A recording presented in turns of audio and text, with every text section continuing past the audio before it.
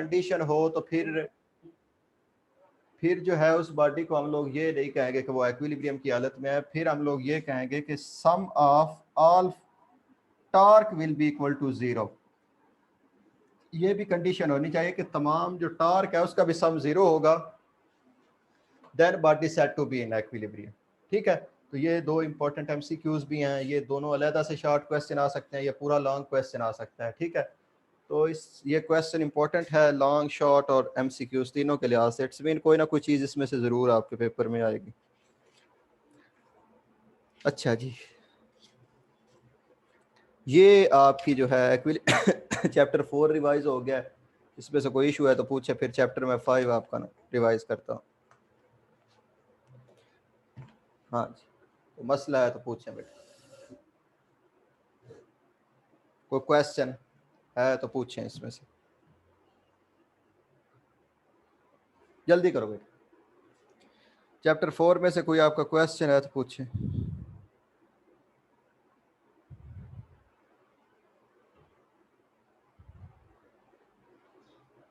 हाँ जी,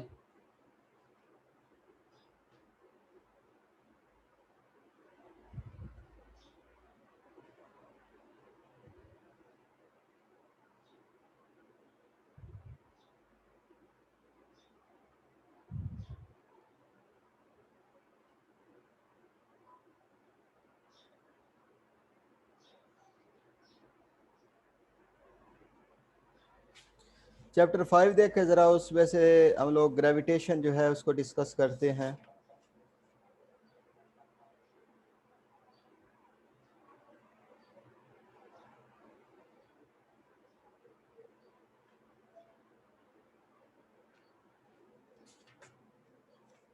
बेटा न्यूमेरिकल सारे करवाए हुए हैं, 2 दफ़ा करवाए हुए हैं न्यूमेरिकल। आप लोग करें बेटा, प्रैक्टिस करें इनकी, वही फार्मूले यूज़ होने हैं जो इसके अंदर चैप्टर के अंदर दिए गए हैं।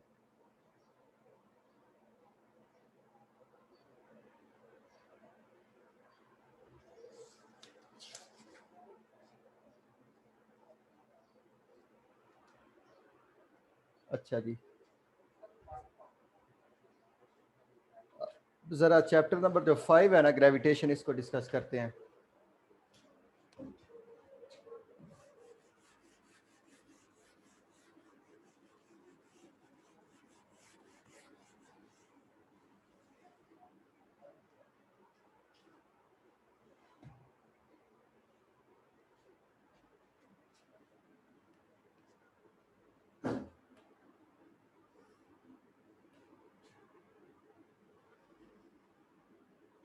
जोया अजीज बेटा, कल बताना जो भी करना है, कल मैं आपको समझा दूंगा, कल टाइम ज़्यादा होगा। तो आज ये जो चीज़ें हैं ना ये रिपीट, फिर अगर उसको लगे तो वही टॉपिक होगा।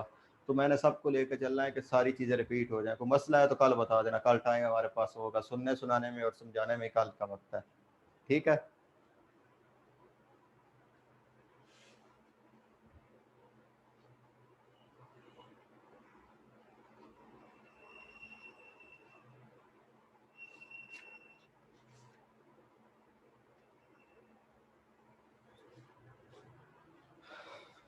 Law of gravitation. अच्छा जी, chapter number 5।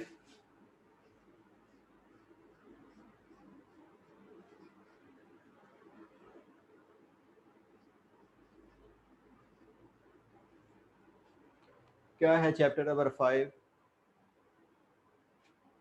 Law of gravitation.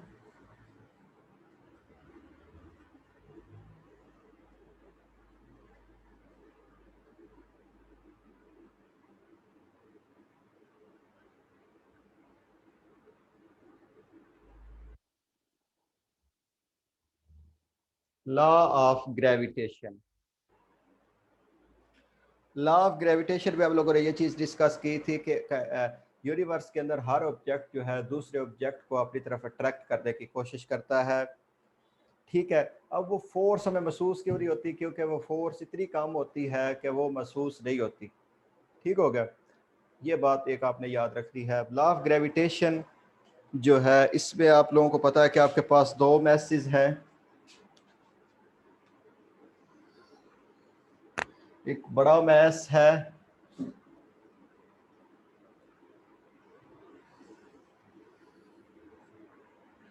जिसको आपने कहा है कि इसका M1 है, इसके साथ एक छोटा मैस है जिसको आपने कहा है कि M2 है। अब ये M1 जो है ये भी इसके ऊपर फोर्स लगा रहा है, M2 जो वापस इसके ऊपर फोर्स लगा रहा है लेकिन अपोजिट डायरेक्शन में, और इनका डिस्टेंस कहाँ से आपने लेना है, सेंटर से।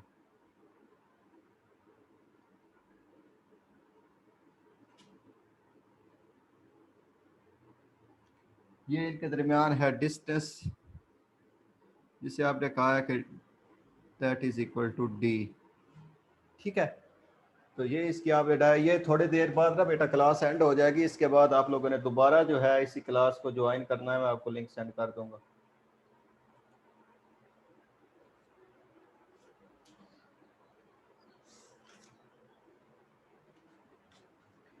तो फोर्स किसके डायरेक्टली प्रोपोर्शनल है, force directly proportional to M1 and M2, कि M2 और जो M1 और M2 का जो प्रोडक्ट है उनके फोर्स जो है वो डायरेक्टली प्रोपोर्शनल है। इनका प्रोडक्ट अगर ज्यादा होगा तो फोर्स भी ज्यादा होगी, प्रोडक्ट कम होगा तो फोर्स भी कम होगी। तो सबसे पहली इक्वेशन आपके पास है फोर्स डायरेक्टली प्रोपोर्शनल है product of mass M1 and M2। इसके बाद सेकंड इक्वेशन है, ये इक्वेशन नंबर 1 का नाम इसे दे दें। इक्वेशन 2 है force directly proportional to 1/d²। इसका क्या मतलब है, 1/d², ये आपके पास इक्वेशन नंबर 2 आ गई। इसका मतलब ये है कि अगर डिस्टेंस इनके दरमियान बढ़ा दोगे तो फोर्स कम हो जाएगी, अगर डिस्टेंस कम होगा तो फोर्स ज्यादा होगी। पता है ना, इन्वर्सली प्रोपोर्शनल में ये अगर क्वांटिटी बढ़ जाती है तो ये कम हो जाती है। ठीक है, तो इनवर्स रिलेशन है ना, एक के बढ़ने से साथ दूसरी कम हो जाती है। अब इक्वेशन 1 एंड 2 आपके पास आ गई। जब ये दो इक्वेशंस आपके पास आ गई तो इसके बाद आप लोग क्या करेंगे, इन दोनों को सिंपली आप लोग कंपेयर कर लेंगे। दोनों की लेफ्ट साइड एक जैसी है तो क्या कैसे कंपेयर करेंगे, F proportional to M1 M2/d², दोनों को आप लोगों ने कर लिया कंपेयर। तो आपको पता है जब भी डायरेक्टली का साइन उठाते हैं इक्वल का साइन आ जाएगा यहाँ पे, और साथ एक कांस्टेंट आ जाएगा जिसे यूनिवर्सल ग्रेविटेशन कांस्टेंट कहते हैं, M2/d²। ये आपके पास लॉ ऑफ ग्रेविटेशन जो अप्रूव हो गया है। अब यहाँ पे F फोर्स है, M1 मैस है, M2 भी मैस है, D इनके दरमियान डिस्टेंस है, और G ग्रेविटेशनल कांस्टेंट है, और इसकी वैल्यू क्या है, G will be equal to 6.67 10⁻⁻11। ये MCQs में पूछा जा सकता है, 6.67 10⁻⁻11 न्यूटन मीटर स्क्वायर पर किलोग्राम स्क्वायर, kgm-2। ये बेटा कैपिटल जी की वैल्यू है, और इस जी की वैल्यू इंतहाई कम है, देखो ना 10⁻⁻11 है, जिसकी वजह से ये फोर्स जो है ना ग्रेविटेशन की ये महसूस नहीं होती। ठीक है, तो ये लॉ ऑफ ग्रेविटेशन है। इसके बाद है law of gravitation and Newton third law.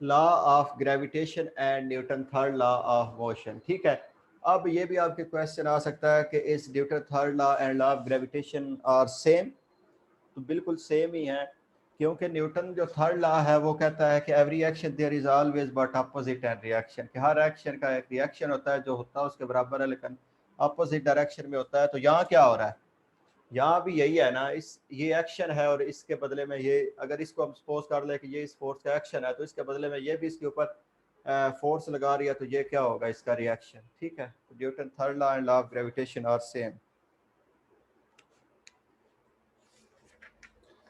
इसके बाद है मैस ऑफ अर्थ।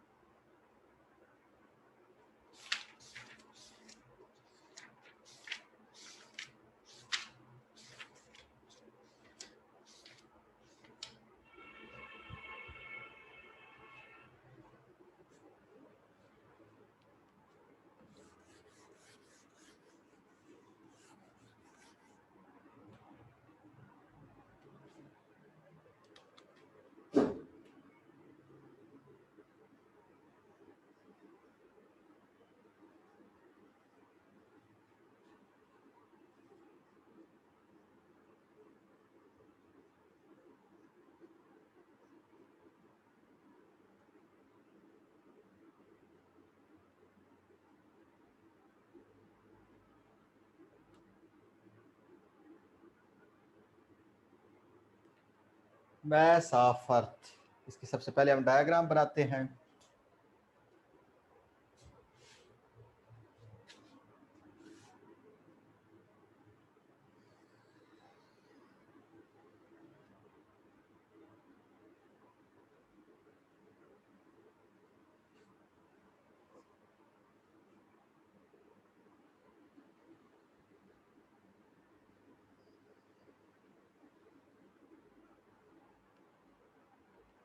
ये मैस ऑफ अर्थ के लिए आप लोग सबसे पहले एक डायग्राम ड्रा करेंगे। अर्थ है, इसके ऊपर एक ऑब्जेक्ट है, मैस है, वो प्लेस्ड है।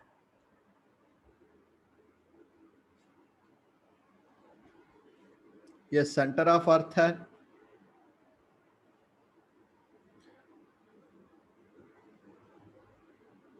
ये मैस ऑफ अर्थ है और ये मैस ऑफ ऑब्जेक्ट है। इन दोनों के दरमियान डिस्टेंस क्या है?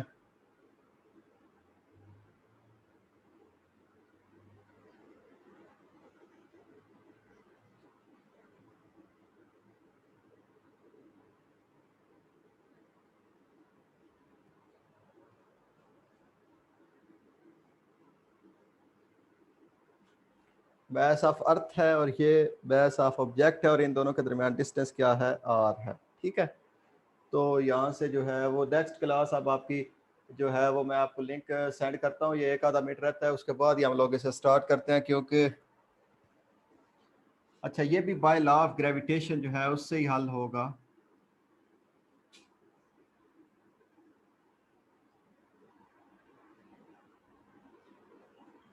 लॉ ऑफ ग्रेविटेशन क्या था आपके पास? F is equal to Gm1m2 over, ये आप लोगों ने लॉ ऑफ ग्रेविटेशन पढ़ा था, डी स्क्वायर, इक्वेशन 1 का इसे नाम दें। और यहाँ से अब आपका टाइम ख़त्म हो गया। नेक्स्ट क्लास जो है ना, अभी मैं आपको लिंक सेंड करता हूँ 2-4 मिनट बाद, तो आप उसे ज्वाइन करें।